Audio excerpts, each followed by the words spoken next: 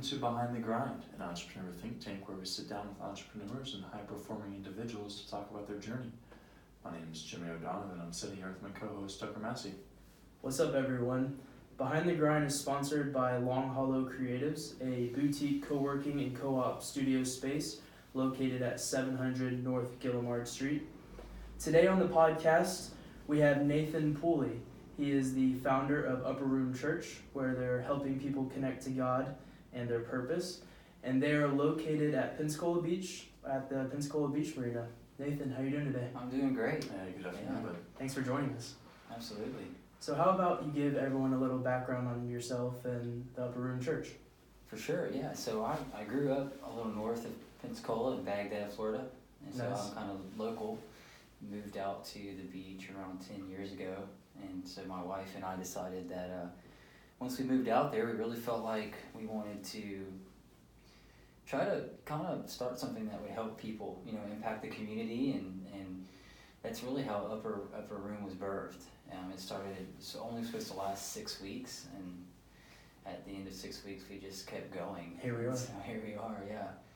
So the plans were never to plant a church, but it just kind of progressed into that. Nice. And was this your first location at Pensacola Beach? It is, yeah. It was our first location. We started some little Bible studies that we thought would, they didn't go anywhere. And then once we started meeting at the marina, things really began to take off. Nice.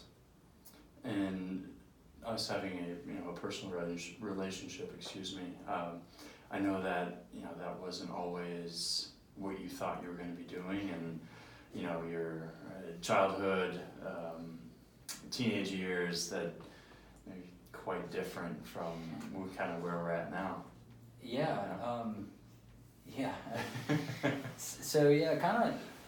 Then I had a pretty big life transformation in my senior year of high school, and so before I started working at a church or in a church, I worked at Pepsi for about a decade, and I Wow. feel like that helped me a lot with where I am today. But I think a lot of times our past doesn't really disqualify us; it can qualify us, and so I wasn't raised in church, and just this is kind of what I felt like, or what I felt led to do, and through a series of just bad decisions and then a few good decisions, Yeah. Was this your first sort of go at entrepreneurship in a sense after working 10 years for a company? It was, yeah, and even I worked at a few churches. I was bivocational for many years, and Upper Room was really, really outside of the box. It was something that I wasn't comfortable with, and it was really against the grain of what I'd been taught and trained on how church should be. Right. And so because of that, I didn't get a ton of support from other churches, and even some of the people, like leaders at the time within my life, didn't quite see it as fitting their mold. Right. And so it was definitely different. It was a leap of faith for sure for me. But that's definitely a good thing to not fit the mold and sort of branch out and sort of create your own market in a sense. I think so. Yeah, I think the best way of doing church hasn't been invented yet. Yeah. Right. I think there's a westernized way of how we do church, and I think there's always ways to improve it. Yeah. And starting Upper Room, people don't realize, maybe they don't think about it the same way. You're starting a nonprofit of five. What's your background with that? Prior to Upper Room, and what were some of the struggles of not knowing, a business? Yeah, it's a for-profit business is exactly that. Yeah. You create it to make money. Right. And then so when we got into the 501c3 area, it's really probably one of the hardest entities to manage, because it really in a lot of ways is a business, but your business is completely dependent upon the generosity of people. Right. And so when someone gives you money, you really want to make sure you're managing it well. And I had no experience with 501c3. I'd worked at churches, but I'd never been a part of forming a budget, what money goes where. So when we began that process, we really leaned on a lot of others to help us. So even with applying for our 501c3 and things like that, I knew I needed to get some help with that. So we hired a lawyer to help and things like that. Did you have to go through a process of becoming sort of, I guess, being accepted in your 501, is it, you say 503c? 501c3. 501c3. Yeah, so did you ever get a message saying, it wasn't accepted or anything, or was it like you applied and you got it? Yeah, that's a great question. I called a few other friends that had planted churches, and they began to tell me how cumbersome the process was, and some of those applications get denied. Right. So that's when we decided to really get help with it, and because you've got to submit vision and bylaws, and there has to be basically an org chart on how things are going to be managed, and so it's a process that really does take time, and I didn't want to do it more than once. Right. So Yeah. we really took about 18 months to do that. Okay. And so I think that was a good decision, because we didn't want to rush it, and the last thing we wanted to do was submit it, and it takes around 9 months to get the letter back saying you were accepted. Wow. So it's quite some time. Yeah. To just be sitting around and waiting. Yeah, especially when people are, you're trying to start a church. Right. And you gotta, it takes money to do that, and people, and so people are giving, and you're basically just going on faith that you're gonna get the 501c3 and be able to give them a tax receipt at the end of the year. Yeah. So that was a really trying time, because we didn't know for sure. We just basically told people we've applied for it. Right. And so if we get the approval from the IRS, you'll get a letter at the end of the year for a tax write-off. But if not, appreciate you. What were some of the first thoughts that went through your head once you were accepted, and what were some of the first plans of action that you implemented once you got that letter in your hand and you're like, all right, it's game on? That's a really good question. I think up until that point, there was a big, for me, I just had a lot of insecurities on, does there need to be another church? Do I have what it takes to do this? I've worked in churches as a support roles, but being the lead person, and so when we got the letter back, it was a lot of relief, but at the same time, it's like, There's a whole bunch. This is the start. Yeah, and you only get one chance to start with anything. With a business, with a church, you launch one time and you can't get it back. And so I really kind of had to put that on the shelf and just put all my energy towards launching well. Because once that's done, it's done. But it's it was definitely a lot of anxiety, Yeah. and it was a big relief. When we got the letter back from the IRS, I let our whole team know, and everybody was super stoked. But we were just basically head down and acting and working like we already had it. Yeah. We didn't really have time to second guess, and if it came back, we didn't get it, then we just try again. Right. Yeah. Talk a little bit about the anxiety and fear.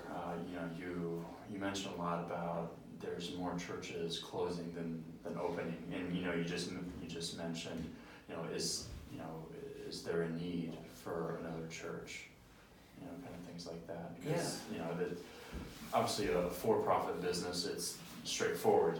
You don't make enough money, you have more of a P&L and things like that. And now we're kind of transitioning to something that's a little outside of the realm for a normal business concept. Yeah, that's a really good question.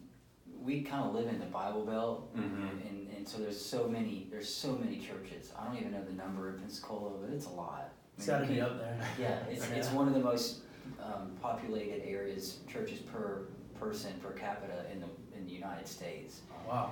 And so when you look at those numbers, you're thinking, well, do we need another one? But unfortunately, when you dig a little deeper, you find out that a lot of these churches are just buildings, and they've been declining for years. decades. And so even though they have brick and mortar and they have a presence as far as property, they've been declining for years. And so, the real numbers are there's more churches closing than there are being started. And that's not even taking into consideration just the growth we've seen in our area. Yeah. The population has gone up. We've got, a lot of people moving here. And so once I started looking at those numbers, it made me realize that there was a need for people, or for a church that our goal was not to reach people who were already involved or maybe even had a religious background, but to reach people who never really fit into the traditional style of church. Yeah. And so that's, I think, a large number. Okay. Yeah. And we've seen that's really struck a chord. A lot of people that come and, visit Upper Room, they've never been to church in their life. My goal is that they leave and they feel like value is added, whether they have any faith or at all. And so they belong to the community. Exactly, yeah, and building a church for human beings, not for Christians. Right. That's right. So whatever background or religious background or whatever, it's a place where people would come and they know that we want them there, and we generally just want to add value to their lives. Yeah. Awesome. Wouldn't mind transitioning a little bit. Kind of talk about, there's a lot building up to opening a business, starting a business, and there's so much unknown, and 9 out of 10 ideas that people have and never act on. Well, those that act on them, 9 out of 10 of those never succeed. So it's such a daunting task. Talk a little bit about hope and faith that the things that you need, a lot of those are internal, and those battles that you have to first overcome are ones with yourself before moving forward. And you have been talking a lot about hope and faith in church as of late, so I feel like timing wise this kind of works out. Yeah. When you look at the stats, 95% of church plants don't make it 3 years. And so when we began this process, I knew, this was going to be the hardest thing we've ever done in our lives as a family. And in business, I think it's the same way. The first 3 years it's hell. Yeah. It's hard. Yeah. And so what I decided to do was, we had a board, a leadership team. It's a small group, and I told them, we're gonna start this church. We're gonna give it the best shot that we have, but I'm not gonna give myself permission to quit. Yeah. And at 6 months, these are the metrics that we'd like to see.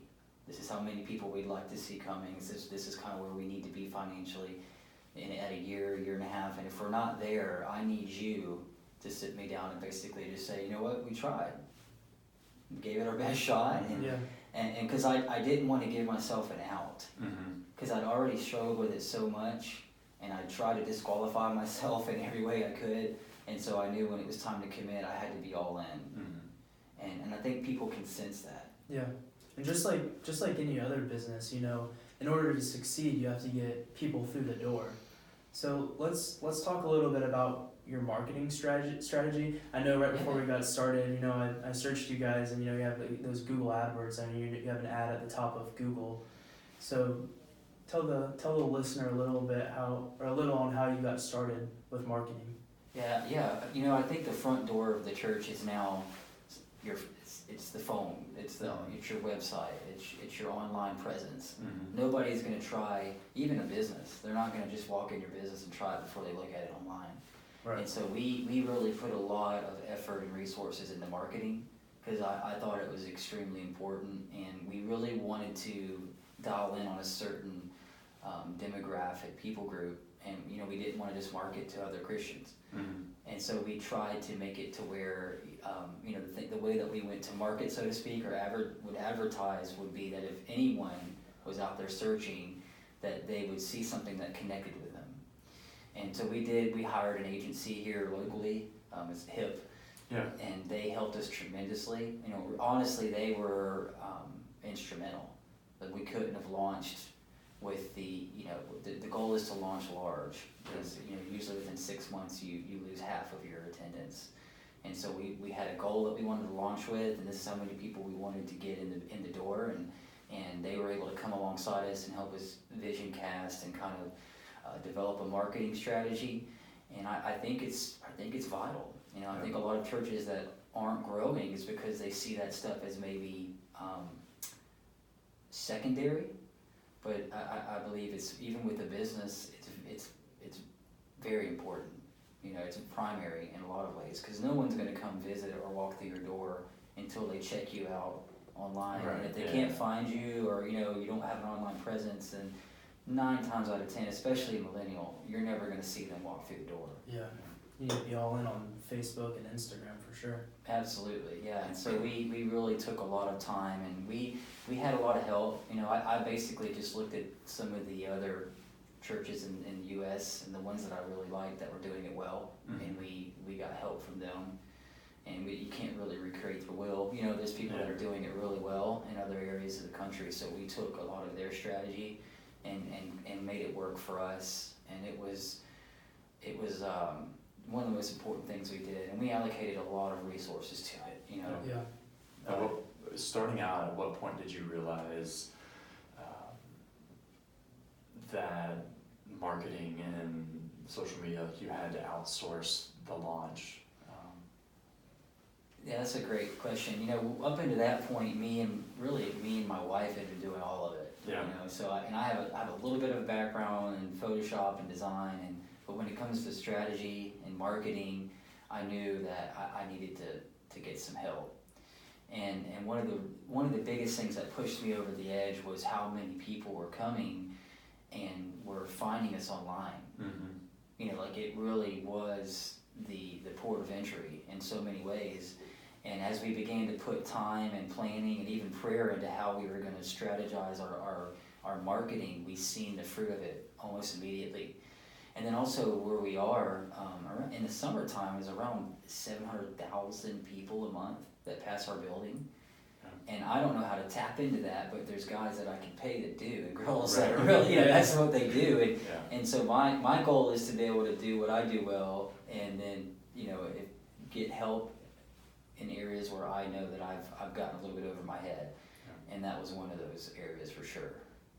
Before getting your actual physical location, did you ever have the idea to maybe rent out a church, a local church, to, like, put your church inside of that? Because I don't know if this is true, but when I'm driving around Pensacola, it looks like there's churches setting up inside of other churches. I don't know if that's an actual thing, but it looks like there's a couple people that are doing that. Yeah, we're about to begin that in February. Really? Yeah, so that's a really common thing all through across the country, because and we talked a little bit about this earlier. Brick and mortar churches, big mainline denominations, all of them are declining. Right. And they own most of the good property and big churches that we see.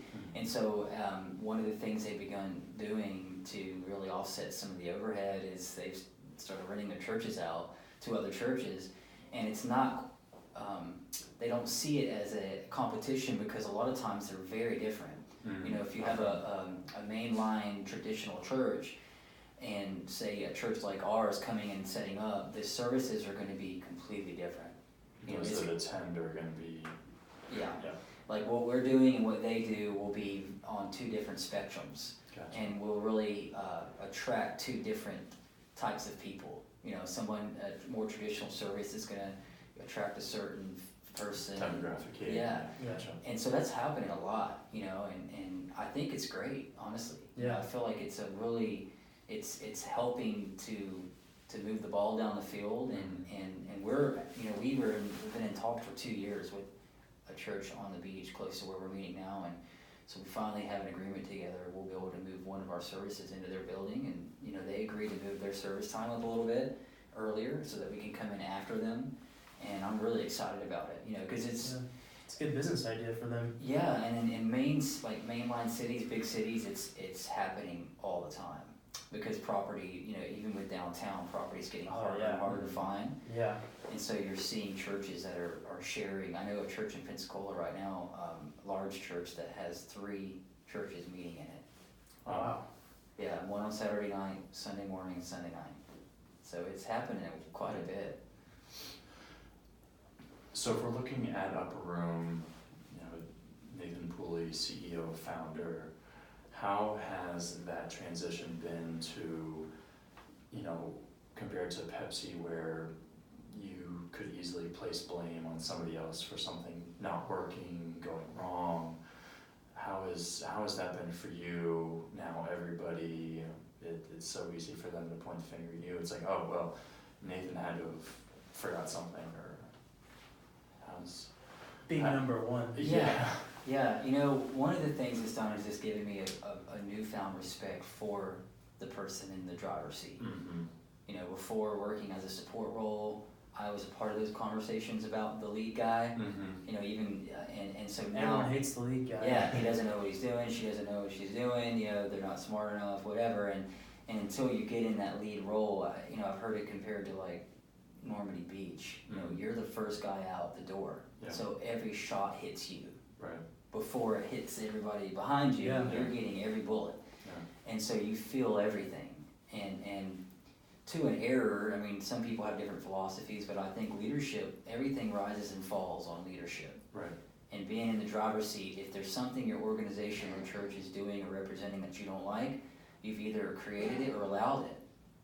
Yeah. And so that's a lot of pressure. Yeah. Because it's a lot of responsibility. And so it's been trying, it really has. It's been the most difficult thing we've ever done, that I've ever tried to do. It's because it's always changing, it's always shifting, and you really, there's no one else. The buck literally starts with you. If something doesn't happen on Sunday, or something goes wrong, or a ball gets dropped, you can't. It's where didn't I add enough value? What did I do? You have to reevaluate everything. Yeah, you do, and so it's I'm learning. I think this has kept me as hungry as I've ever been to try to learn and see where I'm not measuring up, and areas where I could do better, and so it's definitely been an opportunity for sure. Yeah. What was one of the first failures that you remember that you had to overcome? As being, number one. Yeah, as number one. And this being like your first adventure into entrepreneurship and business. That's a great question. So a lot of my experience in church has been smaller churches, where you can almost do everything. If you can juggle a lot, you can almost do everything. And a lot of times you can do everything better than the team that's there, because you may not have a lot of people to pull from, or they have no experience with running slides or first impressions or children's ministry, all this. Like, there's all these pieces of the puzzle. And so I think my biggest error at the beginning was I tried to do everything. I want to be involved in everything, and I learned quickly that if I do everything, I can't do anything well. Right. And so if I could go back, I would have delegated more. I would have empowered people more. It's a great answer. Yeah, and rather than trying to micromanage, I don't know who came up with this statistics, but if somebody can do it 80% as well as you, give it to them. Yeah. But when we started, I was involved in everything. And even now I still dabble in areas where I really should have just given that away. Does that come from fear and lack of trust? Giving someone else control of the wheel? Yeah, I think so. I think we've all been there where you give somebody some rope and they hang you with it, kind of thing. Yeah. It's like, I think that's part of it. And then there's also like that drive to, you want everything to be excellent. I'm the exact same way. Yeah. I have a hard time telling someone else to do something, because if I want something done one way, it has to be that way. Or I'm gonna be upset because I'm OCD as hell. Yeah. No, that's the same way. And so instead of taking the time maybe to train someone to do it, I'm just going to do it myself. Yeah. Or instead of asking you to do it, it would take just as much time for me to just do it myself.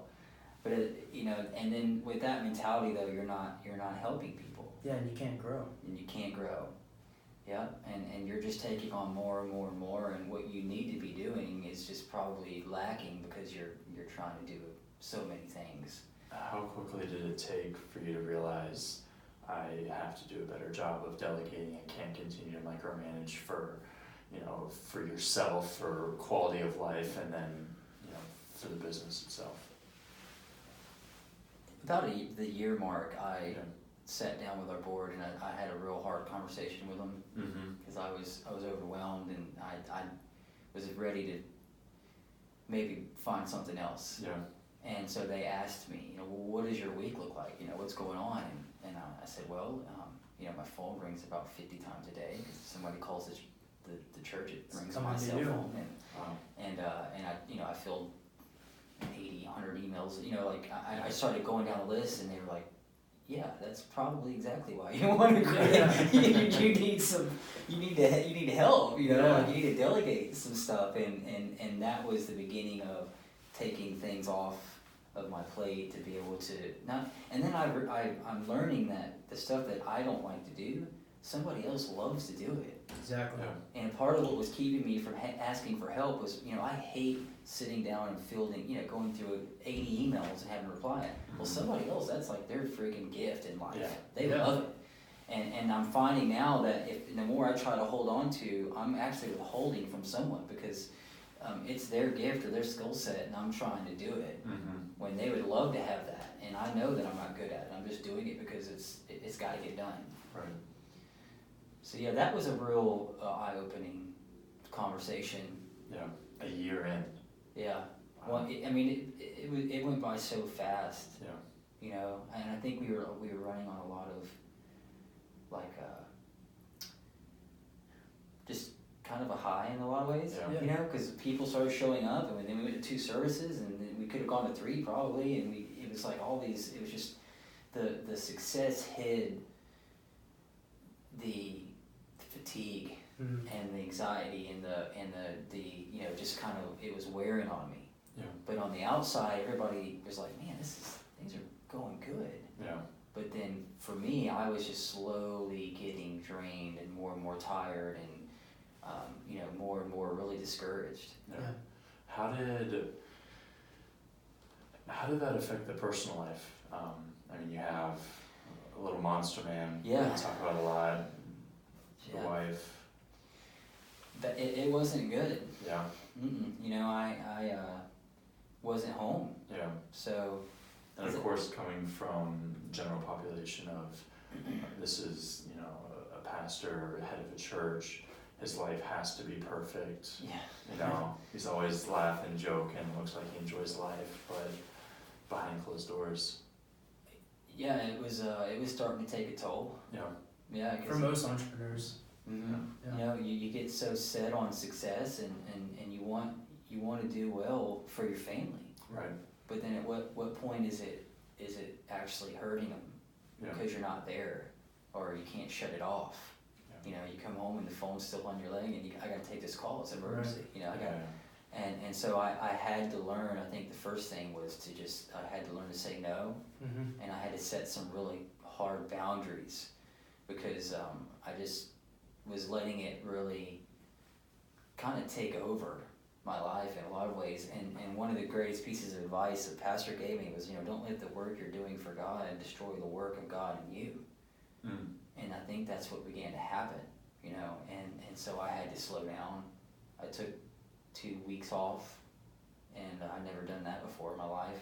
Yeah. And so that was, That sounds great. Yeah. 2 weeks off. Yeah, it was, dude, it changed. It was so, I would encourage anyone to do that if you get to the point where you're like, okay, I'm ready to quit, change of pace, change of place, get out and get away. Yeah. What were some of the key components of learning time management? I think sometimes the most spiritual thing we can do in our lives is get organized. And my life was kind of a mess. Yeah. Everything was bleeding together. I had no organization, had no boundaries. I just worked all the time. I came home, opened my computer, I was just, and so I think organization brings a lot of clarity. And so now it's like when I go home, I'm home. I'm with my family. I'm not looking at my phone. The place could burn down. Call the fire department. I'm home right now. I'm with my family, and I'm guarding this time. Yeah. And so getting more organized, getting help. We started to make a few hires that were really tremendous, that helped so much. But the biggest thing I felt like was just organization. Gotcha. The bigger something gets, even within, in the business world, if you don't get more organized, just because you get bigger doesn't mean you get better. Right. You're just going to get messier and sloppier, and eventually it's going to fall over if you're not strong on the foundation. And so I tried to implement more organization, and that, I feel like that's helped. Awesome. Well, what was the process of hiring for a non-for-profit? Did you sit down with those people and say, hey, like, you're not going to get paid for the first couple weeks, or maybe you're not going to be on salary? What was that like? Yeah, that's a great question. One of the things I've tried to do is not hire workers, but hire leaders. Mm-hmm. And so when we went to hire, I just really looked. We have an incredible team of volunteers, around 100 or so, that serve off and on through the month, or through within a quarter. And so I started looking at the people that were already on the field and serving, and basically just sat them down and said, hey, would you be interested in, at first it was just, we can only pay like a stipend. Mm-hmm. Could you do 1 day a week up here with me and help me get organized, help me field some emails and calls, things like that.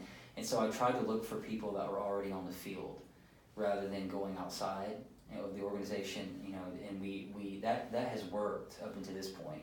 I think there's a time where you got to go out and recruit talent, but for now we've had such an incredible group of volunteers that oftentimes, it's been just a matter of finding people who are already leading and trying to just kind of supplement what they're doing, give them a little stipend, or see if they're even interested in coming on staff, and I've found that's worked so far, because a lot of times somebody's application or their resume is, it looks one way, but then once you get inside the work, there's no way of knowing. Yeah, that's the next question I was going to ask, is if you ever had a time where you had someone come on and then like a couple days later you're like, oh man, this is not a good fit. Yeah, we have, and it's a lot of times it's happened pretty quick, They just get inside and nothing. It's not that there was anything wrong that happened, but it's just not compatible, or right. They just don't really align with the vision, and so I'm trying to see how we can find that out sooner, and help people be successful somewhere else, or once. And then the other part of working inside of a nonprofit or a church is it's extremely, it's just hard, because you're dealing with people every day, and it is, you're running on a tighter budget. People kind of expect more of you, because now you're working. You work at a church, so you must be a saint. You know what I'm saying? And so being in like a glass house like that, it's hard. For a lot of people, and so it's really, it's got to be something that you feel called to do, I think. And but at this point, I don't really look at skill set. I think anything, it's really about someone's EQ. Or do you love people? Do you like people? Because it's really all about people, and anyone's trainable in a lot of ways. It's not, we're not building rockets. It's just being trainable, and the biggest thing is how are you emotionally? You're a solid person, steady person, and that's worked, I think, for us up to this point. And finding second cousins, what I'm saying? If you can find someone in the family that they're not going to quit when things get hard. Right. We've tried to do that as well. So now Upper Room's 2 years in, continuing to grow. You've built this team around you.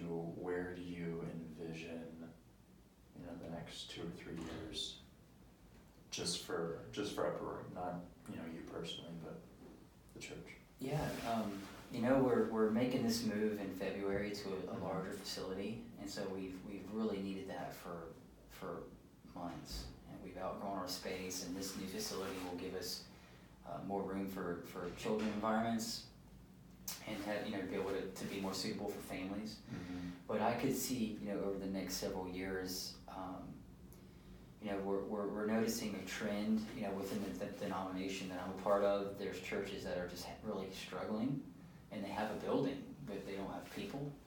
And so something I've been praying about is, I think there should be a life-giving church in every community.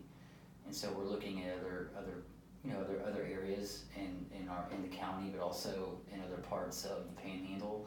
I think it's thinking about scaling and multi-site and things like that. It's hard, because it is like, man, this is difficult now. Mm-hmm. But I think at the end of the day, it's like, you work like it depends on you, and you pray like it depends on God, and I think success is in His hands. And as He gives us more favor and gives us more resources and the ability to expand, we'll do that, And so I would love to see that happen. And I really am passionate about equipping young leaders. And I know I'm fairly young, I guess, kind of in the middle, 33, but I'm already looking for someone to hand this off to. And so if we went multi-site or multiple locations, my biggest joy in life is to see others step into their calling, Mm-hmm. not when I'm 60. Right. And then I start looking for someone, like I would retire right now. I could, but just giving people the opportunity. Yeah. It's one of our core values is opportunity. Giving people the chance to fail, giving them the chance to make mistakes, equipping them, resourcing them, and so my goal is to hopefully be able to do that. Create more opportunities for people like myself to be able to step into, and I think that's part of legacy. You build a platform or you build a business, and then you let somebody else stand on it. Yeah. Gotcha. Now what about Nathan Pooley himself? 5 years, 10 years, Yeah, it's You're gonna have a 13-year-old at that point. It's hard to think about. Yeah, I think I would love to. I say I read a lot, but I read probably a book a week, and I've always thought about writing, and I'd love to be able to do something like that. But I really just my goal would be to I want to be famous in my house first, and so to create a life where I can spend time with my family and really have more time for them, but also I still do have that business sense that I like being in business, and I like we have a coffee shop that the church operates, and I really enjoy that and so it's hard to say for me. I think right now I know that this is definitely where I need to be, but I could see God definitely moving us into something new, and I'm okay with that. Mm-hmm. I feel like It's part of life. yeah, and I know that sounds weird, but it's like I think once we've got the church planted, and now that we're a few years down the road, it's one of those things where I kind of look at it as if somebody can do it better than me, or somebody else should be doing it. Yeah. I don't want to hold on to something that's not mine. And so, I guess I'm just praying like that, and open to whatever happens in the future. And I think a lot of times we just stumble into destiny and we don't even realize it's happening. Yeah. I don't want to be so dead set on this is what I have to do for the rest of my life that I miss maybe the opportunity that God had, and that could be a little different or outside of what I'm doing now. Yeah. What's one book that's changed your life? And then on the other side, what's one book that you would recommend to a business owner or entrepreneur? Yeah, that's Only can be one in each category. Yeah. Because you said you read a book a week, so Yeah, I'm really interested in I this. try. Yeah, that's a great question. I'm a big fan of John Eldridge. I'd say Wild at Heart has been the greatest book that I've read that's really changed my life, because it's like seeing yourself in a mirror in a lot of ways. Yeah. For the first time, like just reading it helps you see, okay, this is why I feel the way that I feel, or I react the way that I react, or I have these emotions and passions in my heart that I didn't know where they came from, or and so that book Wild at Heart is really helped clarify a lot of things for me, and it's a great book. I would say that's definitely one of my it's changed my life. And then from a business standpoint, let's see, I really like John Maxwell, so I'm going to probably plug him here, but the 21 Irrefutable Laws of Leadership. Okay. It covers just about every base. And I think when it comes to anything, whatever you run or lead, you got to be able to lead yourself well. Mm-hmm. And that book, the 21 Irrefutable Laws of Leadership, he really kind of hits on every aspect of leadership. And So that's definitely one of those books I go back to once a year almost, and I'm always referencing it because it's just full of just, you know, good stuff. Nice. Awesome. Well, again, thank you so much for your time. Thank you for joining us and providing an enormous amount of value. Dropping a bunch of knowledge, Yeah. honestly. Well, Yeah, appreciate it. It's Yeah. been great. This has been fun for me. I appreciate it. Thank you. Thank you. Cool.